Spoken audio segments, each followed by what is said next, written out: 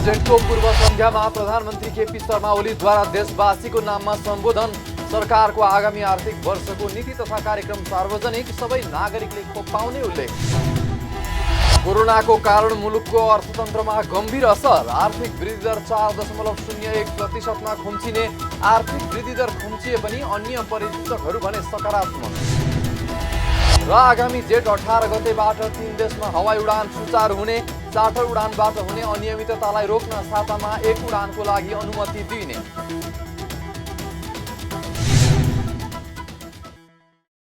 हामी छौं पल पल तपाईसँग,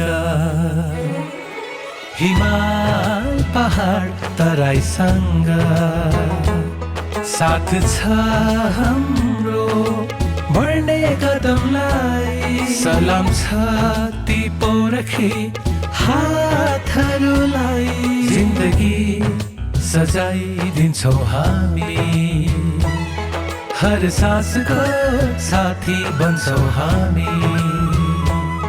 सुरक्षा अनि समृद्धि प्राण छ हाम्रो, हर आफू पनि बचौं, अरूलाई पनि बचाऊ। आजै नेपाल लाइफमा जीवन बिमा गरौँ। हामी हौं नेपाल लाइफ। नेपाल लाइफ, किनकि जीवन अमूल्य छ।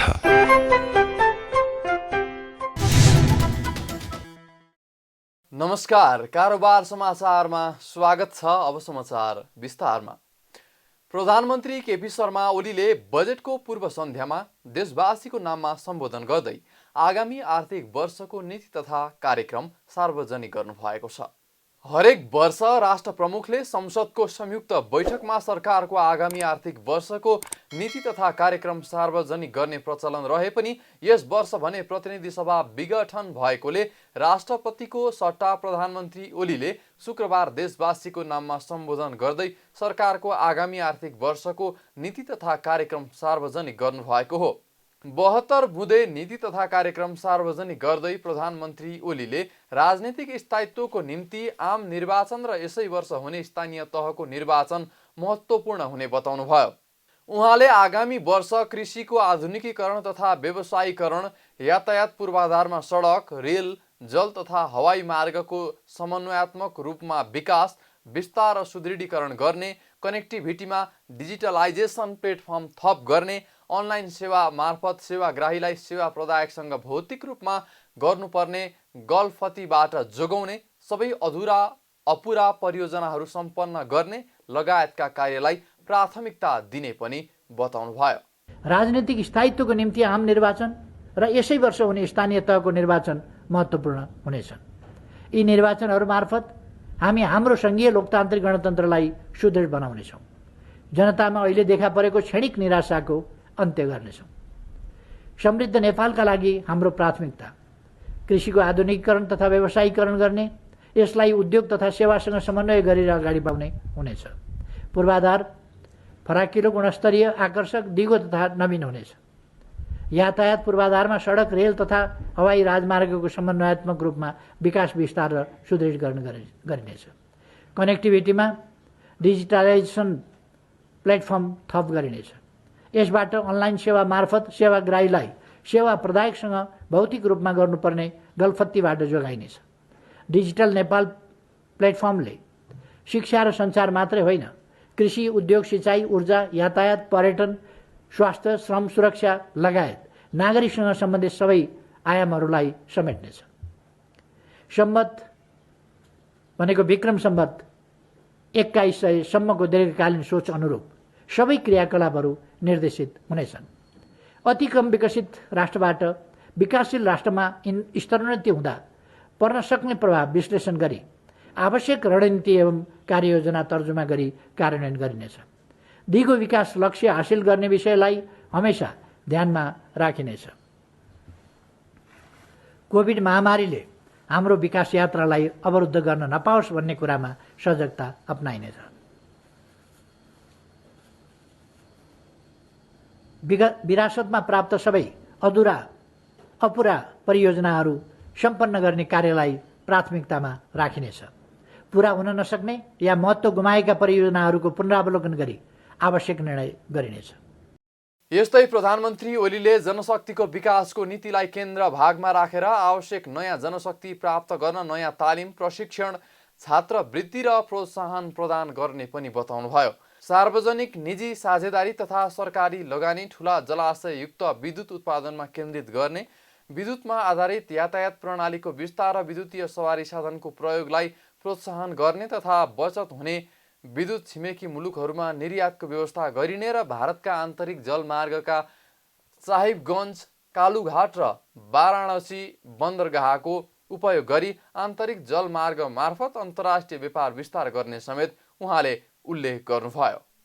सार्वजनिक निजी साझेदारी तथा सरकारी लगानी ठूला जलाशययुक्त विद्युत उत्पादनमा केन्द्रित गर्ने, विद्युतमा आधारित यातायात प्रणालीको विस्तार र विद्युतीय सवारी साधनको प्रयोगलाई प्रोत्साहन गर्ने तथा बचत हुने विद्युत छिमेकी मुलुकहरूमा निर्यातको व्यवस्था गरिनेछ। भारतका आन्तरिक जलमार्गका साहिबगञ्ज, कालुघाट र वाराणसी बन्दरगाहको उपयोग गरी आन्तरिक जलमार्ग मार्फत अन्तर्राष्ट्रिय व्यापार विस्तार गरिनेछ। प्रधानमन्त्री ओलीले सातै प्रदेशमा आवश्यक सेवा सुविधा सहित तत्काल क्रियाशील हुने विपद उद्धार तथा व्यवस्थापन केन्द्रको व्यवस्था गरिने पनि बताउनुभयो। यस्तै उहाँले पहिलो डोज खोप लगाएका नागरिकलाई दोस्रो डोज जसरी पनि व्यवस्था गर्ने समेत बताउनुभयो। साथै नेपालमा अनुदानमा 32,28,000 डोज र खरिद गरेर 10 लाख डोज खोप ल्याइएको विवरण पनि प्रस्तुत गर्नुभयो। कोभिड महामारीमाथि निर्णायक विजयका लागि खोप अनिवार्य छ। हालसम्म हामीलाई अनुदानबाट प्राप्त 32,28,000 डोज र खरिदबाट उपलब्ध 10 लाख डोजबाट खोप अभियान अगाडि बढाएका छौँ। पहिलो मात्रा खोप लगाएका नागरिकहरूका लागि दोस्रो मात्राको व्यवस्था जसरी पनि गरिने कुरामा निश्चिन्त रहन आग्रह गर्दछु। थप खोपको व्यवस्था गरेर सबै वयस्क नागरिकलाई खोप लगाइने र महामारीलाई नियन्त्रण गरी छाड्ने विश्वास दिलाउन चाहन्छु। प्रधानमन्त्री ओलीले आवधिक निर्वाचन मार्फत जनताले विश्वास गरेको दललाई जिताउने उल्लेख गर्दै निर्वाचनलाई प्रतिगमन भन्नु जनताप्रति अविश्वास गर्नु भएको भन्दै सबै दललाई सरकारमा आउन आह्वान समेत गर्नुभयो। प्रधानमन्त्री केपी शर्मा ओलीले कोभिड-19 संक्रमण विरुद्धको खोप उपलब्ध गराउने विषयमा सहयोग गर्न अन्तर्राष्ट्रिय समुदायलाई आग्रह गर्नुभएको छ। बिहिबार प्रधानमन्त्रीको सरकारी निवास बालुवाटारमा नेपालमा रहेका अन्तर्राष्ट्रिय मिडियाका संवाददाताहरूसँग अन्तर्क्रिया गर्दै प्रधानमन्त्री ओलीले नेपाली नागरिक सबैलाई पुग्ने गरी कोभिड-19 विरुद्धको खोप ल्याउन सरकार प्रयासरत रहेको उल्लेख गर्दै सहयोग गर्न अन्तर्राष्ट्रिय समुदायलाई आग्रह गर्नुभएको हो। अनुदानमा नभए किनेर भए पनि खोप ल्याउन सरकार तयार रहेको भन्दै त्यसका लागि सहयोग गर्न सबै खोप उत्पादक राष्ट्रहरूलाई आग्रह गर्नुभयो। झण्डै 2 करोडलाई खोप दिनुपर्ने भएकाले ठूलो परिमाणमा खोप आवश्यक रहेको भन्दै उहाँले सोही अनुपातमा खोप उपलब्ध गराउन पनि आग्रह गर्नुभयो। अब पनि म अन्तर्राष्ट्रिय समुदायलाई नेपालको परिस्थितिलाई सामना गर्नका लागि अब खास गरी भ्याक्सिन उपलब्ध गराउने कुरामा डोनेसन हुन सक्छ भने ठिक छ, डोनेसन हुन सक्दैन भने हामी किनेर पनि लिन तयार छौँ। त्यसकारण हामीलाई भ्याक्सिन उपलब्ध गराउने कुरामा सबैसँग हामी आग्रह गर्न चाहन्छौँ जहाँ जहाँबाट सकिन्छ। तर एउटा प्रश्न के छ भने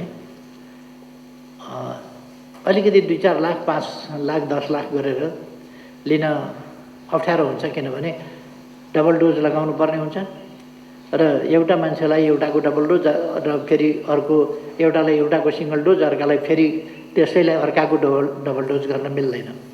उही औषधिको डबल डोज गर्नुपर्ने हुन्छ। त्यसले गर्दाखेरि यसले अलिक गज्याङ मज्याङ हुने सम्भावना, त्यसलाई ध्यानमा राखेर हामी यो भ्याक्सिन अलिक ठुलो पैमानामा आओस् भन्ने चाहन्छौँ। लगभग झन्डै 2 करोड जस्तो व्यक्तिहरूलाई थप भ्याक्सिन दिनु छ, अर्थात् झन्डै 3.25 करोड भ्याक्सिन हामीलाई चाहिन्छ हाम्रो पपुलेसनलाई।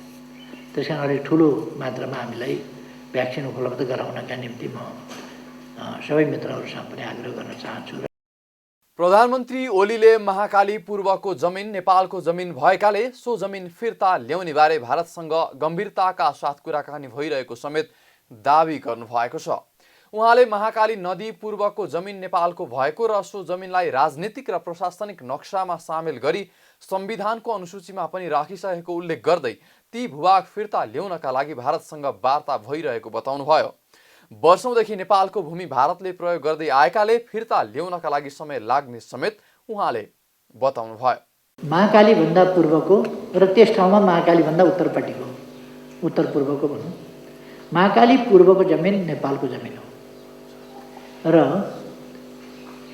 हामीले हाम्रो जमिन हाम्रो राजनीतिक तथा प्रशासनिक नक्सामा सामेल गरेर पास गरेका छौँ र त्यसलाई संविधानको अनुसूचीमा पनि सामेल गरिसकेका छौँ।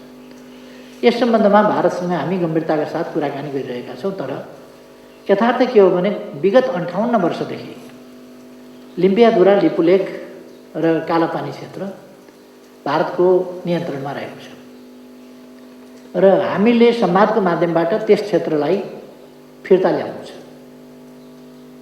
जबसम्म भारतको नियन्त्रणमा छ र फिर्ता आएको छैन तबसम्म फिर्ता आएको स्तरमा व्यवहार हुन सक्ने कुरा भएन। अहिले मैले भने 58 वर्षदेखि त्यो भारतकै नियन्त्रणमा छ। हामी भारतको नियन्त्रणबाट फिर्ता ल्याउने प्रयास गरिरहेका छौँ, त्यसमा संवाद गरिरहेका छौँ। यस्तै प्रधानमन्त्री ओलीले छिमेकीसँग केही कुरामा मतभेद वा गलत बुझाइ हुन सक्ने भन्दै उहाँले सबै समस्याको समाधान वार्ता मार्फत गरिने भन्दै भारतसँग नेपालको मित्रतापूर्ण सम्बन्ध भएकोमा आश्वस्त समेत तुल्याउनुभयो। उहाँले सरकारको विरोध गर्नेहरूले प्रतिनिधि सभा विघटन गरी निर्वाचनको मिति तोक्ने निर्णयलाई असंवैधानिक भयो भनेर विरोध गरिरहेको उल्लेख गर्दै विपक्षीहरूले कोभिड-19 को दोस्रो लहरलाई राजनैतिक अभिष्ट पूरा गर्ने माध्यम बनाएको दाबी पनि गर्नुभयो। सरकारले मुलुकको अर्थतन्त्रको परिसूचकहरू सकारात्मक नै रहेको बताएको छ। अर्थ मन्त्रालयले कोभिड-19 संक्रमणको दोस्रो लहरको न्यूनीकरणका लागि गरिएको निषेधाज्ञा अघिसम्म मुलुकको अर्थतन्त्रको परिसूचकहरू सकारात्मक नै रहेको बताएको हो। शुक्रबार अर्थमन्त्री विष्णु पौडेलले चालू आर्थिक वर्षको आर्थिक सर्वेक्षण सार्वजनिक गर्दै चालू आर्थिक वर्षमा जम्मा 4.01% मात्र आर्थिक वृद्धि हासिल हुने अनुमान प्रस्तुत गर्नुभएको छ। सरकारले चालू आर्थिक वर्ष 7% आर्थिक वृद्धि हुने संशोधित अनुमान गरेको थियो। साथै अर्थमन्त्री पौडेलले गत आर्थिक वर्षमा कर्णाली र सुदूरपश्चिम प्रदेश बाहेक सबै प्रदेशको आर्थिक वृद्धि दर ऋणात्मक रहेकोमा चालू आर्थिक वर्षमा सबै प्रदेशको आर्थिक वृद्धि दर 3.5% भन्दा उच्च रहने अनुमान रहेको बताउनुभयो। यद्यपि तीव्र गतिले फैलिरहेको कोभिड-19 को दोस्रो लहरको कारण अनुमानित आर्थिक वृद्धि दर हासिल गर्ने कार्य चुनौतीपूर्ण रहेको उहाँको भनाइ छ। यस्तै उहाँले चालू आर्थिक वर्षको अनुमानित राष्ट्रिय वार्षिक कुल गृहस्थ उत्पादकको मूल्यमा 42 खर्ब 66 अर्ब 32 करोड रहने अनुमान रहेको पनि बताउनुभयो। सन् 2020 को सुरुवातदेखि नै कोभिड-19 को विश्वव्यापी महामारीले आर्थिक क्रियाकलापमा सुस्तता आएसँगै अधिकांश मुलुकको आर्थिक वृद्धि ऋणात्मक भई सन् 2020 मा विश्व अर्थतन्त्र 3.3% ले सङ्कुचन भएको थियो। कोभिड-19 विरुद्धको खोप उत्पादन र वितरणसँगै आर्थिक गतिविधिमा आएको सुधारको कारण सन् 2021 मा विश्व अर्थतन्त्र 6.0% ले विस्तार हुने अन्तर्राष्ट्रिय मुद्रा कोषको प्रक्षेपण रहेको छ। आर्थिक वर्ष 2076-77 मा कोभिड-19 महामारीबाट नेपालको अर्थतन्त्र प्रभावित हुन गई आर्थिक वृद्धि दर पछिल्लो 2 दशकमै पहिलो पटक 2.12% ले ऋणात्मक रहेको छ। स्वास्थ्य सङ्कटको अवस्थामा क्रमशः सुधार आउने अपेक्षासहित नेपालको आर्थिक वृद्धि दर चालू आर्थिक वर्षमा 4.01% रहने अनुमान गरिएकोमा चालू आर्थिक वर्षको तेस्रो चौमासिकबाट तीव्र गतिले फैलिरहेको कोभिड-19 को दोस्रो लहरको कारणले अनुमानित आर्थिक वृद्धि दर हासिल गर्ने कार्य चुनौतीपूर्ण छ। कोभिड-19 महामारीबाट नागरिकको जनस्वास्थ्य तथा जीवन रक्षाको लागि PCR परीक्षण र कोभिड उपचार निशुल्क गरिनुका साथै कोभिड-19 विरुद्धको खोप समेत निशुल्क लगाउन सुरु गरिएको छ। चालू आर्थिक वर्षको कुल मूल्य अभिवृद्धि कृषि, उद्योग र सेवा क्षेत्रको योगदान क्रमशः 25.8%, 13.1% र 61.1% रहेको अनुमान छ। चालू आर्थिक वर्षमा धानको उत्पादन 1.3%ले वृद्धि भएको छ। चालु आर्थिक वर्ष 2077-78 को अनुमानित राष्ट्रिय वार्षिक कुल गृहस्थ उत्पादकको मूल्यमा रु 42 खर्ब 66 अर्ब 32 करोड मध्ये बागमती प्रदेशको अंश सबैभन्दा बढी 37.7% र कर्णाली प्रदेशको सबैभन्दा कम 4.0% रहेको अनुमान छ। अर्थमन्त्री पौडेलले चालु आर्थिक वर्षमा कृषि, उद्योग र सेवा क्षेत्रको कुल मूल्य अभिवृद्धि क्रमशः 2.6%, 5.0% र 4.4%ले वृद्धि हुने अनुमान रहेको पनि बताउनुभयो। त्यसैगरी चालु आर्थिक वर्षको कुल मूल्य अभिवृद्धिमा कृषि, उद्योग र सेवा क्षेत्रको योगदान क्रमशः 25.8%, 13.1% र 61.1% रहने अनुमान पनि गर्नुभयो।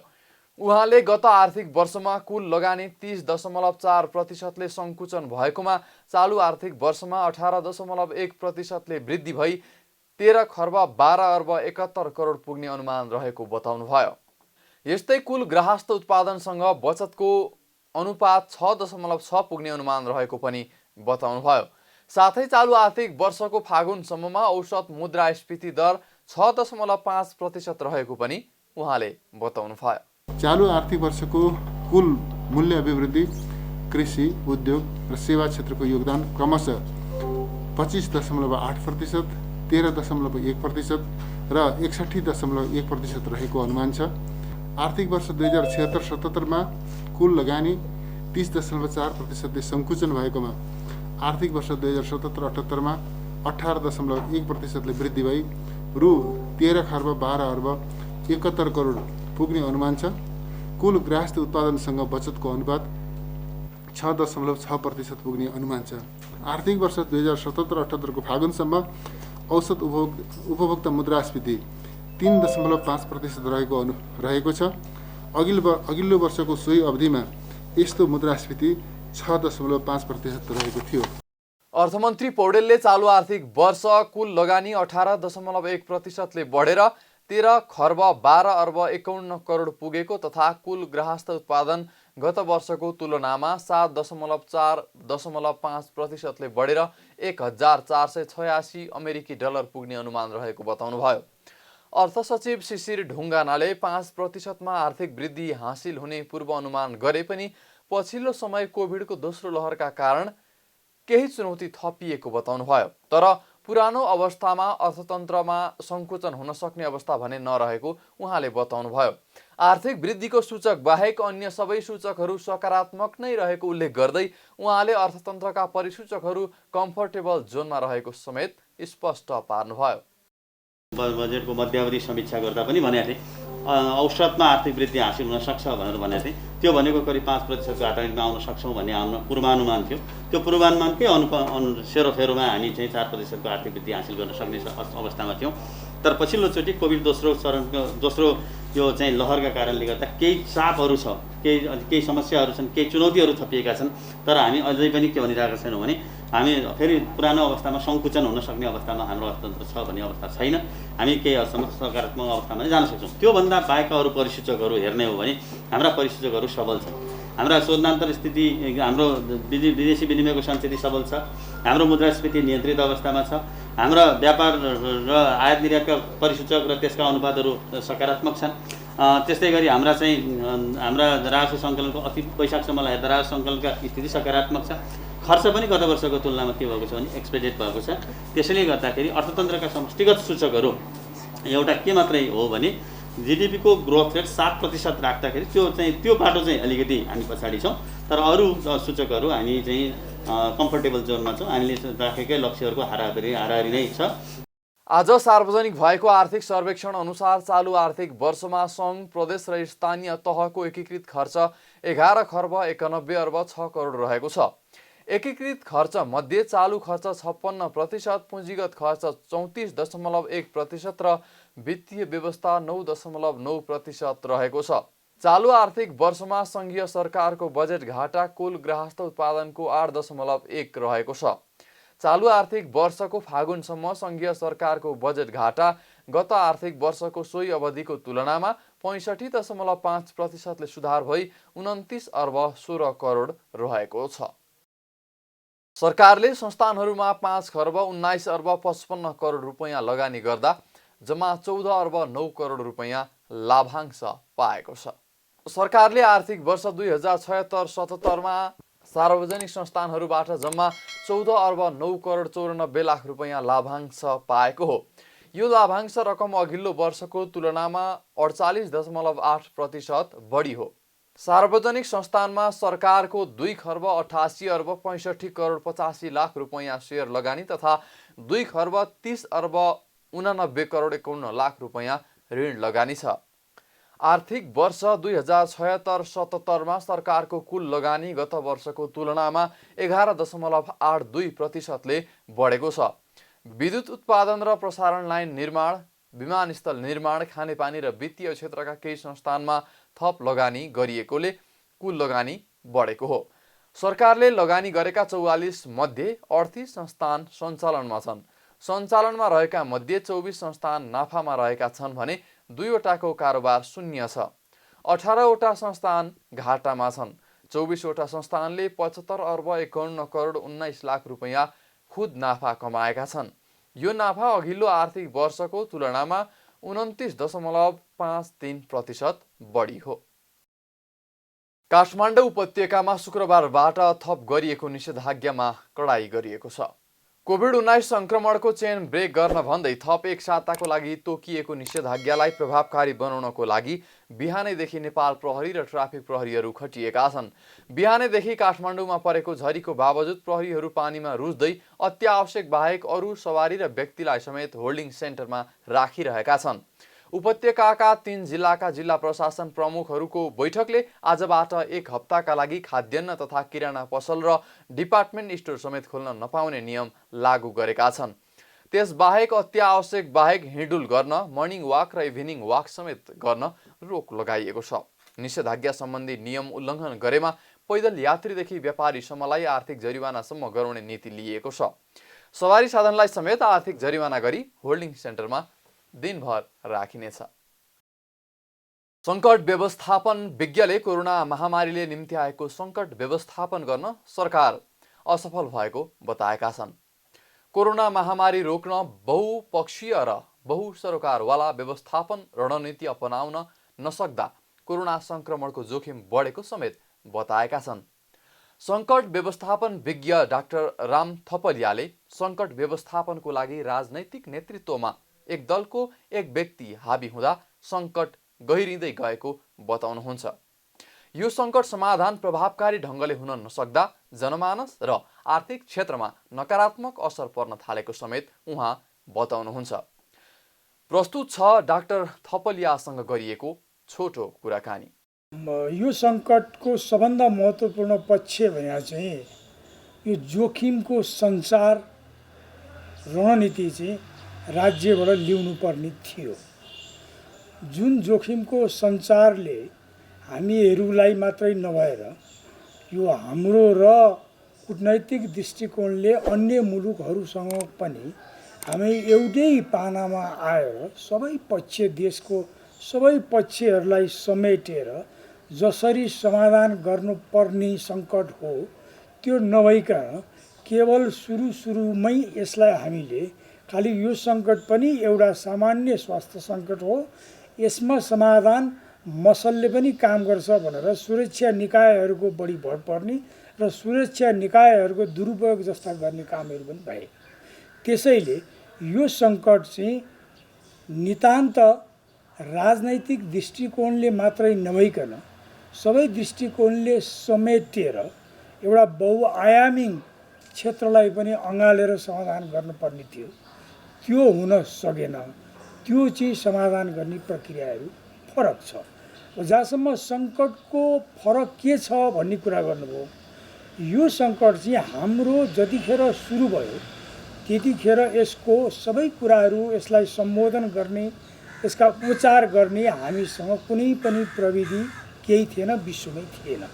तर हामीसँग के चाहिँ थियो भने यसलाई व्यवस्थापन कसरी गर्न सकिन्छ, यसलाई न्यूनीकरण कसरी गर्न सकिन्छ र यसलाई राज्यले कसरी सम्बोधन गरेर सकेसम्म यो जोखिमतालाई हामीभित्र यसलाई चाहिँ न्यूनतम बिन्दुमा झार्न सकिन्छ, जुन संसारका केही देशले गरेको देखिन्छ, त्यो चाहिँ हामीबाट हुन सकेन।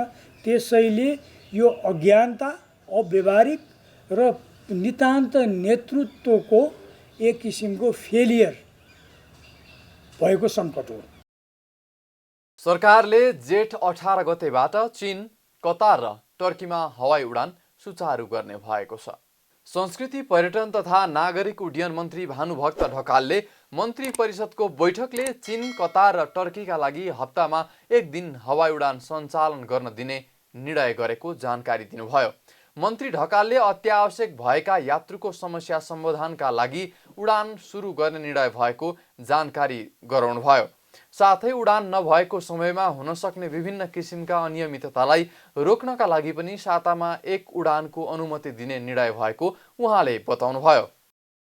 यो फ्लाइटहरू बन्द भएका कारणले विभिन्न खालका कूटनैतिक प्रयासहरूबाट जाने र अरू अनुरोधहरूबाट कतिपय फ्लाइटहरू जाने हुँदा त्यसमा पनि अनियमितता हुने भएको हुनाले बरु थोरै देशबाट भए पनि नियमित खालका उडानहरूलाई चाहिँ हामीले गरियो भने कम्तीमा त्यसमा अनियमितताहरू नहुने कुरा, व्यक्तिहरूको बिचमा चाहिँ अलिक खुल्ला हुने कुरा र अब हप्तामा एकचोटि जान्छ भनेपछि आफ्नो सेड्युल बनाएर पनि मान्छेले चाहिँ जान सक्छ भनेर हिजोको क्याबिनेटको बैठकबाट हामीले चीन, कतार र टर्कीको निम्ति चाहिँ 3वटा उसमा हप्तामा एकचोटि नियमित फ्लाइट गर्ने भन्ने कुरालाई हामीले संस्थागत रूपमा त्यो निर्णय गरेका छौँ। त्यसो भएपछि यसलाई व्यवस्थित गर्ने कुरा युरोप लगायतका अरूलाई टर्कीले गर्ला, बिचको कुरालाई उसले गर्छ। अब इन्डियासँग त हाम्रो पहिले नै एक खालको निर्णय छँदैछ। मन्त्री ढकालका अनुसार ती मुलुकबाट नेपाल आउने यात्रुले कोभिड-19 संक्रमण विरुद्धका दुवै मात्रा खोप लगाएको भए होम क्वारेन्टाइनमा बस्नुपर्ने, 1 मात्रा मात्रै खोप लगाएको व्यक्ति होटलमा 3 दिन क्वारेन्टाइनमा बस्नुपर्ने, 72 घण्टाको PCR नेगेटिभ रिपोर्ट लिएर आएका यात्रु 10 दिन अनिवार्य होटल क्वारेन्टाइनमा बस्नुपर्ने जनाएको छ। हामीले प्रोटोकलमा पनि के कुरालाई उठाएका छौँ भने यसरी गर्दा बाहिर विदेशबाट यहाँ आउने व्यक्तिहरूको हकमा 2 डोज नै खोप लगाएर आएको व्यक्ति छ, त्यो प्रमाण लिएर आएको छ भने ऊ होम क्वारेन्टाइनमा बस्न सक्छ। एउटा खोप लगाएको अर्को अवधि नपुगेको व्यक्ति छ भने ऊ आएर होटलमा 3 दिन क्वारेन्टाइन बस्छ। 3 दिनपछि PCR टेस्ट गराउँदा रिपोर्ट जे आउँछ त्यो पछि ऊ त्यही ढङ्गले जान्छ। 72 घण्टाको PCR नेगेटिभ भएको रिपोर्ट लिएर आयो तर खोप लगाएको व्यक्ति छैन भने ऊ 10 दिन अनिवार्य होटल क्वारेन्टाइनमा बस्ने खालको कुरा पछिको परीक्षणमा जे परिणाम आउँछ नेगेटिभ भए जाने कुरा, पोजिटिभ आयो भने त्यसको रुल अन्तर्गत फलोअप गर्ने गरी हामीले चाहिँ यो खालको व्यवस्थापन गरेका छौँ। स्वास्थ्य मन्त्री ढकालले सङ्कटमा परेका व्यक्तिहरू शोषणमा नपरुन् भन्ने उद्देश्यका साथ यो निर्णय गर्नु परेको दाबी गर्नुभयो। कारोबार समाचारमा अब सुन चाँदी र विदेशी विनिमय दर सम्बन्धी जानकारी।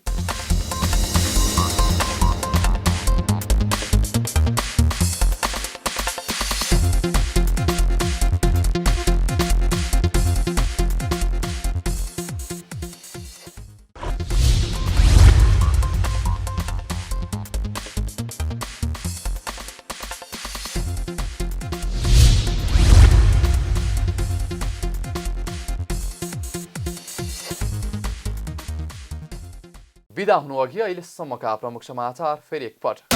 बजेटको पूर्व सन्ध्यामा प्रधानमन्त्री केपी शर्मा ओलीद्वारा देशवासीको नाममा सम्बोधन, सरकारको आगामी आर्थिक वर्षको नीति तथा कार्यक्रम सार्वजनिक, सबै नागरिकले खोप पाउने उल्लेख। कोरोनाको कारण मुलुकको अर्थतन्त्रमा गम्भीर असर, आर्थिक वृद्धि दर 4.01%मा खुम्चिने, आर्थिक वृद्धि दर खुम्चिए पनि अन्य परिसूचकहरू भने सकारात्मक। र आगामी जेठ 18 गतेबाट 3 देशमा हवाई उडान सुचारू हुने, चार्टर उडानबाट हुने अनियमिततालाई रोक्न सातामा 1 उडानको लागि अनुमति दिइने।